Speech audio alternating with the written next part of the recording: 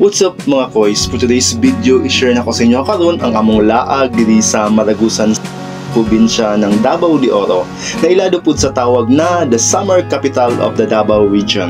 Kauban ako ang Team Lara sa ang Team MDB, duha mi kaadlaw nag-explore and adventure sa mga nindot na laaganan diri sa Maragusan. But before that, gusto lang namong pasalamat kay former kapitan ng Barangay Mapawa si Sir Mark ang ilado pud sa pangalan na biyahe ni Kap sa pag-assist namo pag-abot sa Maragusan.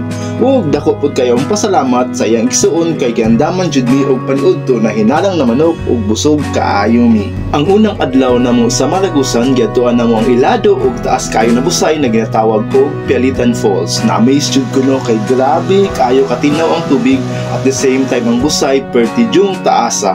Naka-drone shot ko ug nakita nako na duha day kaang-ang ang Pialitan Falls. Ang sunod namo giadtuan mao ang Salbosa Falls. Although dili siya part sa Maragusan, kay nahimutang man siya sa Pantukan, Davao de Oro. Ug gikan sa Barangay Mapawa, Maragusan, narapod sa 15 minutes na biyahe maabot na ka sa Salbosa Falls. Ug ayaw kabalaka kay simentado ang dalan hangtod sa entrada sa busay. Kay duha man mi kaadlaw diri sa Maragusan, diri mi nag-overnight stay sa Canlawig Hot Spring Resort na makita diri sa poblasyon Maragusan. Na-miss pud ko no kay ang pool, pag makita nimo sa aerial view, nakapurma gyud siya og gitara. Dili kabayran og kwarta, dili malimtan na memories basta kauban nimo ang imong mga suod na higala. Dili pud na lugar ang unang kita namo no kauban namo sa Team MDB na si Sir Alvin Drone TV. Sa ikaduhang adlaw, ang una namo giadtuan kay ang sikat kaayo na Tagbibinta Falls, isa ni sa busay na ginadayo jud diri sa Maragusan.